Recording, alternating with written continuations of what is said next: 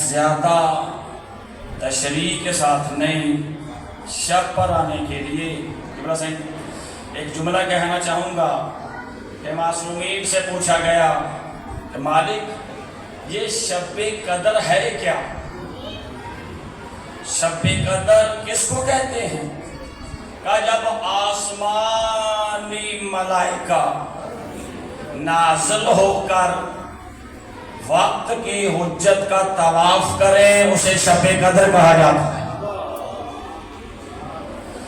یعنی ہر دور میں یہ بات بتائی گئی کہ اس رات میں، اور یہ ایک لیلۃ القدر ہے، یعنی شب قدر یہ ایک لیلۃ القدر ہے، اور اس میں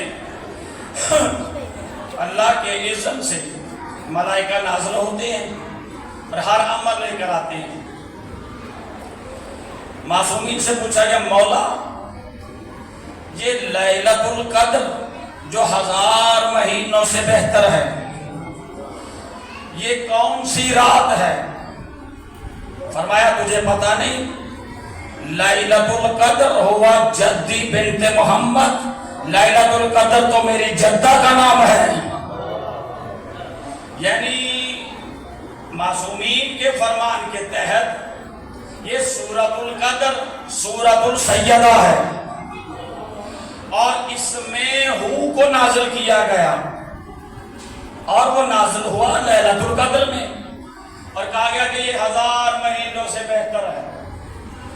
تو اب آپ مجھے بتائیے کہ اگر بندے کو سورۃ القدر کا پتہ ہو اور معصومین کے فرمان کے مطابق جانتا بھی ہو کہ لیلۃ القدر کسی ہستی کو کہا جاتا ہے، یعنی یہ رات نہیں، ہاں یہ بات طے ہے کہ جب بھی ملائکہ نازل ہوں اور حجت کا طواف کرے، امر لے کر آئیں تو اولی الامر کے مطابق چلیں، وہ شب قدر ہوتی ہے۔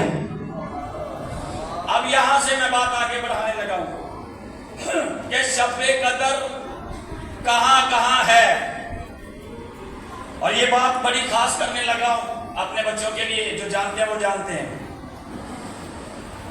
جب رسول نے کہا کہ وقت کے اولی الامر کے پاس جب ملائکہ آئیں اور طواف کریں، امر دیں امر لیں، امام کی اطاعت میں رہیں، تو وہ شب قدر ہے۔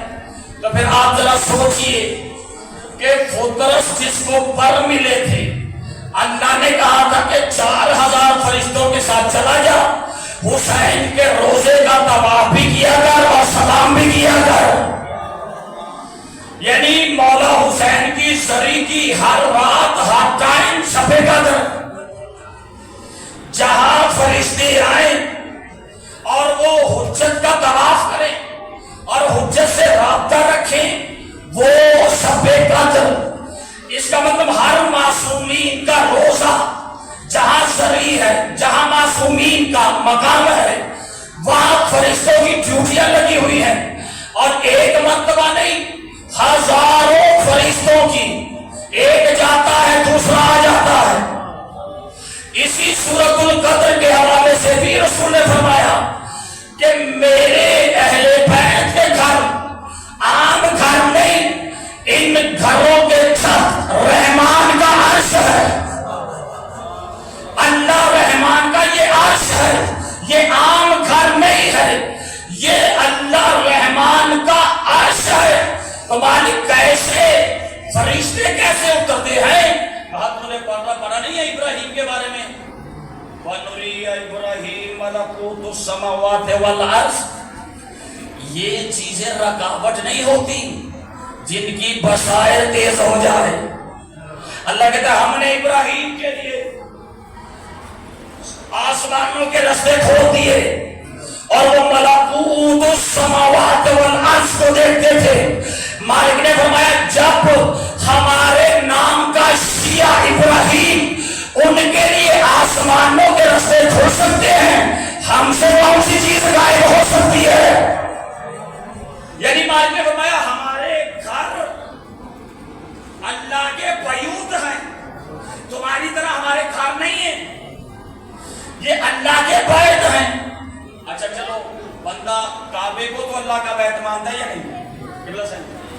تو کیا اللہ آیا اس میں؟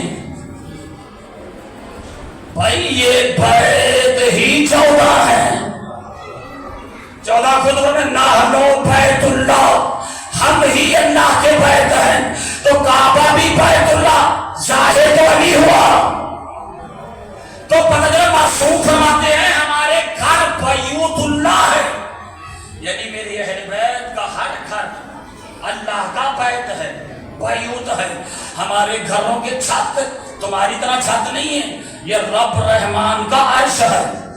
تو مالک پھر کیا ہوتا ہے؟ کہا یہ آسمانی ملائکہ ہیں، دنیا سمجھتی ہے زمین سے اوپر جانے کو معراج کہتے ہیں، اللہ تمام ملائکہ کو کہتا ہے جب بھی تم معراج کرنا چاہو سیدہ کے دروازے پہ جاؤ۔ یعنی یہ گھر ایسا ہے یہاں آنے سے کائنات کو معراج ہوتی ہے، ملائکہ کو معراج ہوتی ہے۔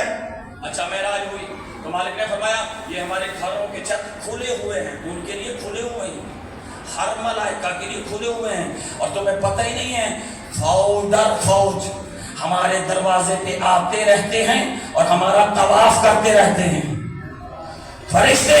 تو ہر معصومین کا روزہ بھی رحمان کا چھت ہوا اور وہ ملائکہ کے لیے معراج بنا، یعنی ہر معصومین کی ہر شب اللہ کی نظر میں شب قدر۔ اچھا اس کو آگے بڑھا دوں، معصوم کا طواف جب فرشتے کریں تو کیا ہوا؟ شب قدر۔ تو اب عزادار نہیں جانے گے تو کون جانتا ہے؟ ہمارے معصومین نے فرمایا کہ جہاں بھی مجلس شبیر ہوتی ہے حسین کے نام کا ذکر ہوتا ہے، وہاں ایک ہستی نہیں آتی، کئی ہستیاں تشریف لاتی ہے۔ اب جب مجلس میں آپ کی حجت آ گئی تو فرشتے کیسے باقی رہیں گے؟ فرشتوں پر واجب ہے کہ اپنے اولی الامر کا وہی طواف کریں جہاں حجت موجود ہے۔ تو ہم سے بڑا بھی کوئی خوش نصیب ہے کہ ہماری مجلسوں میں حسین آتا ہے، ہماری مجلسوں میں مولا سجاد آتا ہے، صاحب الامر آتے ہیں، حتیٰ کہ پاک بیویاں بھی آتی ہیں۔ تو پھر لازم ہوا نا کہ عزادار جو مجلس کرتے ہیں ان کی ہر مجلس ہی شب قدر ہے، ان کی ہر مجلس ہی شب قدر ہے۔ کیوں؟ حجت تشریف فرمائے، مالک موجود ہیں، کیونکہ ان کا حکم ہے، فرمان ہے، ہمارا اس پر یقین ہے۔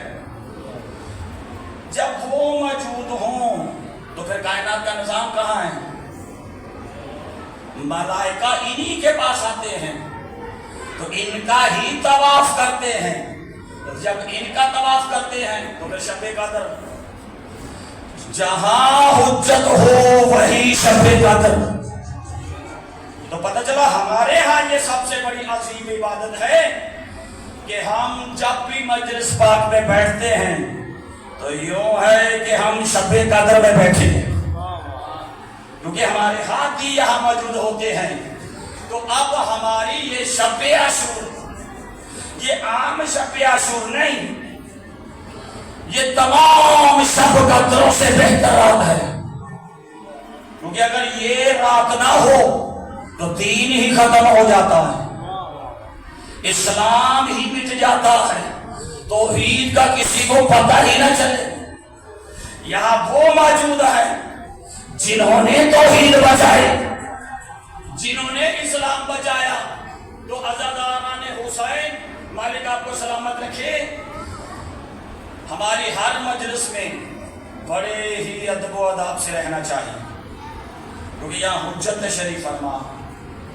میں نے تو قبلہ مالکوں کے علم لگے ہوئے ہیں، سنا بھی ہے، پڑھا بھی ہے، آگے مالک بہتر جانتے ہیں لاجواب، مگر کیا کہیں جب بھی کوئی مولا سجاد تو کہتا کہ مالک ہمارے گھر میں خوشی ہے، آپ تشریف لائیں، تو امام فرماتے جب سے علی پر مارا گیا ہے ہم نے خوشیوں میں جانا چھوڑ دیا ہے، ہم نے عیدوں میں جانا چھوڑ دیا ہے۔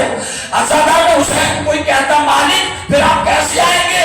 کہا ہاں ایک طریقہ ہے گھر میں میرے بابا کی مجلس رکھو، میں ضرور آؤں گا۔ اچھا مولا سجاد جب آئے تو شب قدر ہو گئی، لیکن ہمارا یہ غم تازہ ہو جاتا ہے یہ سوچ کر، یہ پڑھ کر کہ ادھر بندے نے مجلس حسین رکھی تو مولا سجاد آئے۔ اب وہ جو ظاہری نظروں سے دیکھنے والا کی حسین، وہ تو مولا سجاد کو دیکھ رہا ہے کہ میرے مولا کہاں تشریف رکھیں گے، کہاں بیٹھیں گے۔ تو مجلس ہو رہی تھی، ذکر ہو رہا تھا، تو وہ ڈھونڈنے لگا مولا سجاد کو کہ کہاں بیٹھے ہوئے ہیں۔ معافی چاہتا ہوں، وہ سب سے پیچھے بیٹھے ہوئے تھے۔ یہ جملہ بڑا خدا کی قسم غور کرنے کی بات ہے۔ وہ مومن بانی مجلس جو ظاہر تھا، اس نے اپنے مولا سید الساجدین کو ڈھونڈا تو وہ سب سے پیچھے بیٹھے ہوئے تھے۔ اب میں وہ جملہ دہرانا نہیں چاہتا کہ کہیں میں صحیح طریقے سے ادا بھی کر پاؤں گا یا نہیں، پر اتنا کافی ہے کہ وہ سب سے پیچھے بیٹھے ہوئے تھے۔ تو وہ مومن رو کر کہتا مولا آپ ہمارے سید ہیں، آپ ہمارے سردار ہیں، آپ ہمارے آقا ہیں، یہ سب آپ کے ماتمی ہیں، آپ کے عزادار ہیں، آپ کے بابا کے چاہنے والے ہیں، آپ پیچھے کیوں بیٹھے ہیں؟ آگے آئیے۔ اس وقت مولا نے فرمایا تجھے کیا پتا آگے کون کون بیٹھا ہے؟ تو شب قدر ہوئی یا نہیں؟ یعنی ہمارے امام مجلسوں میں تشریف لاتے ہیں، تو کہاں جا کر مولا کو اپنی عرض سنانی ہے؟ یہی سناؤ، یہی۔ یہ واحد ذریعہ مجلس شبیر ہے جہاں معصوم آتے ہیں۔ تو یہ اس سے بڑی پھر کوئی شب قدر، ماتمیوں کا حلقہ ہو تو شب قدر، عالم کا جلوس ہو تو شب قدر، خدا کی قسم جہاں مجلس حسین ہو وہی شب قدر، کیونکہ جہاں ذکر ہوتا ہے وہی معصوم ہوتے ہیں۔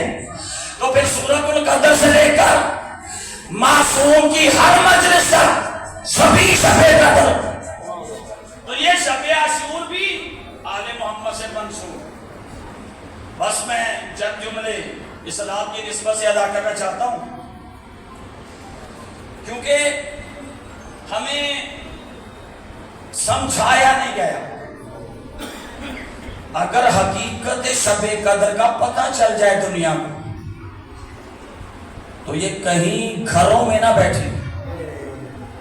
خدا کی قسم آدم نے اپنا مزار چھوڑا ہوا ہے، نوح چھوڑ کر کربلا میں پہنچ چکا ہے، ابراہیم کہہ رہا ہے کہ بیٹا اٹھو، جنہوں نے ہمارا نام زندہ کرنا ان کی آخری رات ہے۔ عزادار نے حسین، یہ سلسلہ چلتا چلتا شب قدر کے حساب سے شب عاشور میں تمام انبیاء موجود، اور دیکھتے ہیں کہ آل محمد کیا کرتے ہیں۔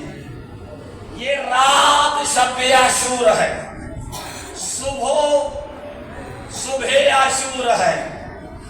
جب آگے رات آئے گی نا اسے شام غریبہ کہا جاتا ہے، یعنی آج کی رات ہر ماں کا بیٹا موجود ہے، ہر بہن کا بھائی موجود ہے۔ عزادار نے حسین، مگر مولا نے اس رات کو 3 حصوں میں تقسیم کیا۔ ایک حصہ اصحاب کے لیے، اور ایک حصہ اہل بیت کے لیے، اور ایک حصہ اپنی مناجات کے لیے۔ اب میں نے ایک جملہ تینوں حصوں سے پڑھنا ہے کہ جب اصحاب کو آزمایا، سب کو اکٹھا کیا، خطبہ دیا، کہا ہے میرے اصحاب، اس میں کوئی شک نہیں کہ جیسے اصحاب مجھے ملے ہیں کسی نبی کو بھی نہیں ملے، حتیٰ کہ میرے نانا کو بھی نہیں ملے۔ میرا نانا بلاتا رہا، کوئی آتا نہیں تھا، میں کہتا ہوں چلے جاؤ، کوئی جاتا نہیں ہے۔ آج جو اللہ صدر حسین، بس ایک لفظ سنتے جائیے گا، کیوں نہیں جا رہے؟ اس سے بہتر کسی کو صحابہ ہی نہیں ملے، مگر پھر بھی حسین کہتے ہیں اے میرے صحابہ، میں تم سے بھاری بیعت اٹھاتا ہوں، اگر تم میں سے کوئی جانا چاہے چلا جائے، کیونکہ وہ مجھے قتل کرنا چاہتا ہے۔ اگر آپ میں سے جس نے بھی میرا ساتھ دیا تو وہ پھر شہید ہو جائے۔ سب خاموش رہے، کوئی نہیں بولا۔ پھر مولا حسین نے کہا اگر آپ کو کسی کے سہارے کی ضرورت ہے تو میری اہل بیت میں سے کسی کا فرد لے جاؤ اور کہنا کہ مولا نے خود بھیجا ہے۔ پھر بھی کوئی نہیں اٹھا۔ مولا نے فرمایا عباس ذرا چراغ بجھانا۔ خدا کی قسم جب چراغ بجھا، مولا نے کہا ہو سکتا ہے کہ میری نظروں کے سامنے اٹھنے سے شرماتا ہو کہ مولا کو کیا منہ دکھائیں گے، یہ چراغ ہم نے بجھا دیا ہے، اندھیرے میں جس کا دل کرتا ہے چلے جاؤ۔ چراغ کچھ وقت بجھا رہا، جیسے ہی چراغ جلایا تو منظر ہی عجیب تھا۔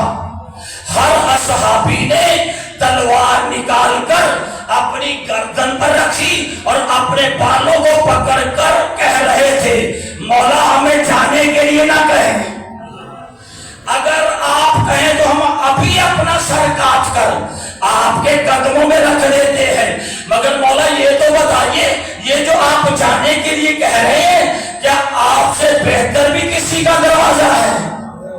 اجرک بن اللہ تعالیٰ حسین اصحاب نے اپنی وفاداری کا یقین دلایا، مالک ہم کبھی بھی آپ کو چھوڑ کر نہیں جائیں گے۔ مولا نے دیکھا اس میں 2-3 بندے کھڑے ہوئے، کبھی عباس کھڑے ہوئے، کبھی عابس کھڑے ہوئے، کبھی حبیب، کبھی جون، یہ سارے کھڑے ہو کر کہتے رہے مولا جانے کے لیے نہ کہیں، ہم ایک بار نہیں کئی بار جان دینے کے لیے تیار ہیں۔ حضرت حسین یہ کام ہونے کے بعد حسین مولا نے کہا ذرا میرے قریب آؤ۔ جیسے یہ صاحب قریب آئے، مولا نے اپنے ہاتھ کی 2 انگلیوں سے ان کو ان کا مقام معرفت دکھایا۔ جیسے ہی انہوں نے مقام جنت و معرفت دیکھا تو اب ہر بندہ یہ کہہ رہا تھا پہلے میں لڑوں گا، پہلے حسین پر میں قربان ہو جاؤں گا، کوئی کہتا ہے کہ پہلے اکبر سے پہلے میں جاؤں گا۔ عزادار حسین یہ ساری رات اپنے ہتھیار تیز کرتے رہے اور کہہ رہے تھے ایک دوسرے کو کہ پہلے میں جاؤں گا، وہ کہتے میں جاؤں گا۔ یہ کتنے بڑے وفادار صحابی نکلے۔ عزادار حسین سنیے جملہ، مولا نے فرمایا کہ تم ایسا کرو کہ اپنے خیمے اب ہم سے دور نہ لگانا، ہمارے ارد گرد خیمے لگاؤ۔ خیمے لگ گئے، وہ عبادت میں مشغول ہو گئے۔ مولا نے کہا یا عباس میں ذرا اہل بیت کے خیموں کو دیکھنا چاہتا ہوں۔ خدا کی قسم حسین آگے بڑھے، ایک خیمے کے قریب گئے، ایک ماں اپنے بچے سے کہہ رہی تھی دیکھ بیٹا میں سیدزادی نہیں ہوں، مگر یاد رکھنا کہ کل سب سے پہلے تم نے شہید ہونا ہے، کہیں زہرا کے سامنے مجھے شرمندہ نہ کر دینا۔ عزادار حسین اس نے کہا اماں آپ گھبرائے نہیں، لیکن ایک بات یہ ہے کہ میں چل کے تو نہیں جا سکتا، مگر جب حسین مجھے ہاتھوں پر اٹھا کر لے کر جائے گا نا تو اماں ایسی قربانی دوں گا کہ ساری دنیا روتی رہے گی مجھے یاد کر۔ آج رکھ من اللہ عزادار حسین اب یہ سوچنے اور دیکھنے کی رات نہیں ہے، یہ آخری رات ہے مسافروں کی، خدا جانے کل کیا ہوگا۔ اب ہم میں بھی کوئی زندہ ہوگا تو کل دیکھے گا نا جی، مگر دعا کرو کہ صبح عاشور نہ ہو، یہ گھر سادات کا اجڑنے والا ہے۔ عزادار حسین جتنا غصہ ہو سکتا ہے زہرا کو دو، کیونکہ انہوں نے ماتمی مانگا ہی اپنی دعاؤں سے ہے کہ میرے حسین کو کوئی رونے والا ہو۔ عزادار حسین دوسرے خیمے کے قریب پہنچا حسین، یہ اپنے ٹائم کے حساب سے ذرا میں جلدی کروں تو دیکھا ایک بی بی ایک جناب سے کہہ رہی تھی بیٹا تو ہو رسول جیسا ہے، مگر یاد رکھنا سب سے پہلے تو نے شہادت دینی ہے حسین کے نام پر، اگر تو نے ایسا نہ کیا تو میں دودھ نہیں بخشوں گی۔ کہا ماں بس دن چڑھنے دے، مجھے بابا اجازت دے گی، میں شہید ہو جاؤں گا۔ عزادار حسین امام مرحبا کہتے جا رہے ہیں، مرحبا مرحبا۔ ایک تیسرے خیمے پر پہنچے تو ایک بی بی اس سے مخاطب ہے جس کی کل آپ نے شہادت سنی۔ وہ کہتی ہے بیٹا اگر تیرا باپ موجود ہوتا تو مجھے حسین سے سفارش نہ کرنا پڑتی۔ بیٹا تو نے اپنے باپ کی وصیت کے مطابق سب سے پہلے تو نے شہادت دینی ہے۔ کہا ماں ضرور شروع ہونے دے، میں ایسی شہادت دوں گا تو مجھے ڈھونڈتی رہے گی، میں نہیں ملوں گا۔ آج رکن اللہ زادہ حسین اسی طرح امام خیموں کا معائنہ کرتے رہے۔ ہر بی بی یہ رات ایسی ہے کہ اہل بیت کا کوئی بچہ بھی نہیں سویا، ساری رات مائیں قصیدے سناتی رہی بہادری کے، بچوں کو تیار کرتی رہی، اصحاب ہتھیار تیز کرتے رہے۔ تو ایک مرتبہ حسین ذرا ایک سائیڈ پہ ہوئے تو ایک ضعیفہ کے رونے کی آواز آئی۔ مولا نے مڑ کر پوچھا کہ یہ کون ہے بی بی رونے والے؟ اس گھر کی ماں جناب فضہ کے رونے کی آواز سنی۔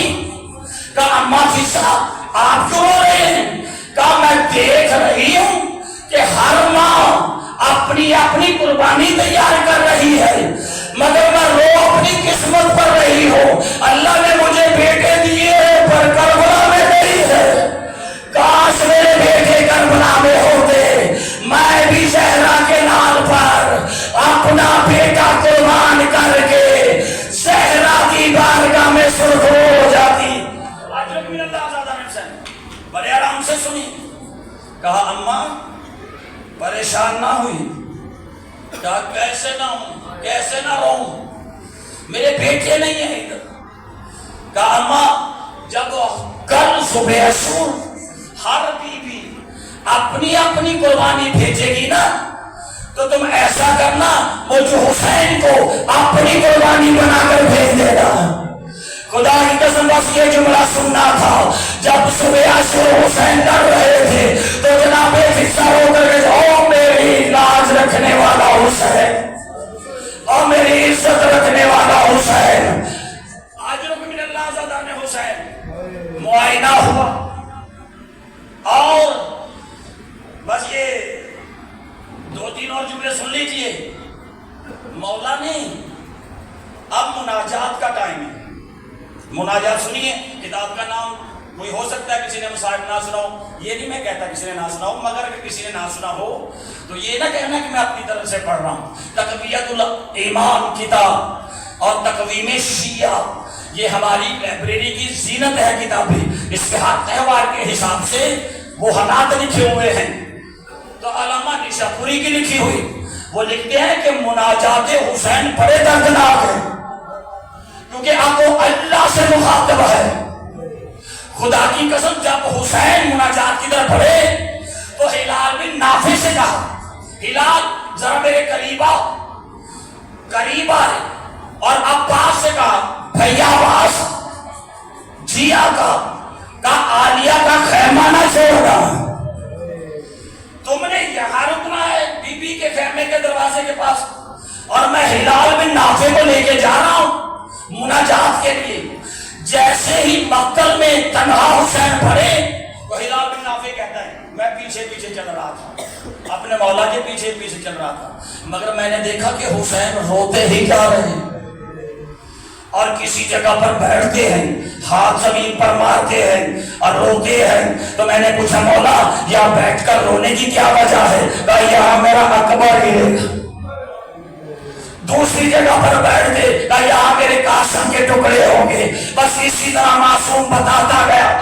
جب مناجات یہ شہادتوں کی خبر ختم ہوئی تو ایک جگہ پر پہنچے اور کہا ہلال آپ پیچھے رک جاؤ، آگے نہ آنا۔ کہا مولا حکم، بس یہی ٹھہرو، میرے پیچھے نہ آنا. کہتا ہے نافع میں وہی رک گیا. حسین آگے بڑھے تو آگے بڑھ کر مجھ سے ذرا دور جا کر مولا نے بڑے دردناک انداز سے کہا واہ جابا. خدا کی قسم نافع کہتا ہے میں تڑپ گیا کہ میرے مرشد کریم کی یہ آواز کہ واہ جابا، مگر میں مجبور تھا، میں آگے نہیں جا سکتا، میں وہیں رک کر سنتا رہا. جب میرے مولا کریم نے کہا واہ جابا ہائے پردہ، تو کہتا ہے کہ میں نے سنا حسین کی آواز سے کہ اللہ کا رسول تشریف لے آئے کربلا میں، اور آ کر حسین سے کہتے ہیں بیٹا حسین گھبرا گئے ہو، کیا یہ شہادتیں تمہیں پریشان کر رہی ہیں؟ کہا نہیں باپ نانا، مجھے اس کا غم نہیں ہے کہ علی اکبر شہید ہو جائے گا، قاسم شہید ہو جائے گا. کہا بیٹا پھر کس کا غم ہے؟ کہا نانا ایک سوال پوچھتا ہوں. کہا بیٹا پوچھو. نافع کہتا میں پہچان گیا جب نانا نواسے کی گفتگو ہو رہی ہے. کہا نانا یہ بتائیے جنگ احد میں کسی نے کہہ دیا تھا قد قتل محمد رسول اللہ، آپ کے قتل کی خبر افواہ بنا کر اڑائی اور آپ کے گھر سے سیدہ روتی ہوئی باہر آ گئے اور وہاں آپ بتا کے نعرے بلند کرتی ہوئی آئی. تو کہا ہاں بیٹا ایسے ہی ہے. کہا نانا اگر آپ کی شہادت کی خبر آپ کی بیٹی سے برداشت نہیں ہو سکی تو جب میں شہید ہو جاؤں گا اس کے بعد میری بہنوں کا کیا بنے گا؟ مجھے ان کے پردوں کا بڑا فکر ہے نانا. بس یہ کہنا تھا. روتا ہوا رسول واپس گیا. ہلال بن نافع کہتا ہے پھر حسین نے درد بھرے انداز میں کہا واہ جابا واہ غربتاؤ ہائے پردو. خدا کی قسم نافع کہتا ہے میں نے دیکھا کہ علی ابن ابی طالب آ گئے اور وہ آ کر کہتے ہیں بیٹا کیا ہوا، اتنا شدت سے کیوں رو رہے ہو؟ کہا بابا آپ سے ایک سوال پوچھتا ہوں. اب بیٹا پوچھئے. کہا بابا جب آپ کو 19 کی ضرب لگی تھی اور آپ گھر میں آ رہے تھے تو ابھی گھر میں نہیں آئے تھے، تو آپ نے میرے بھیا حسن سے کہا تھا کہ بیٹا حسن ان کو کہو واپس چلے جاؤ، میں تمہارا علی مشہور ہوں. تو آپ نے کیوں کہا تھا؟ کہا بیٹا اس لیے کہ مجھے زخمی عالم میں دیکھ کر میری بیٹیاں نوحے پڑے گی، ماتم کرے گی. میں علی نہیں چاہتا تھا کہ میری بیٹیوں کی آواز کوئی غیر محرم سنے. عزادار نے حسین فوراً حسین نے کہا اچھا بابا آپ تو یہ نہیں چاہتے تھے نا کہ آپ کی بیٹیوں کی آواز کوئی غیر محرم سنے، مگر یہ تو بتا دے بابا جب میں شہید ہو جاؤں گا تو خیمے چلنے کے بعد میری بہنوں کا کیا بنے گا؟ اجرکم من اللہ تعالی حسین. آخری جملہ پھر کہا واہ جابا. ماں زہرا کربلا میں آ بیٹے کو گود میں دیا. کہا بیٹا اتنا گھبرا گیا؟ کہا نہیں اماں. کہا پھر اماں یہ بتائیے کہ آپ بھی تو مصائب کو جانتی ہیں نا، کیا یہ ضروری ہے کہ میری بہنوں کی چادریں لوٹی جائیں؟ کیا یہ ضروری ہے؟ مجھے تو شہادتوں کا فکر نہیں ہے، مجھے اپنی بیٹیوں کا فکر ہے، مجھے اپنی بہنوں کا فکر ہے. اس وقت زہرا نے کہا بیٹا گھبرا نہیں، ادھر سے یہ تیری شہادتیں شروع ہوگی. میں تجھ سے وعدہ کرتی ہوں کہ تیری شہادتیں کوئی نبی دیکھے یا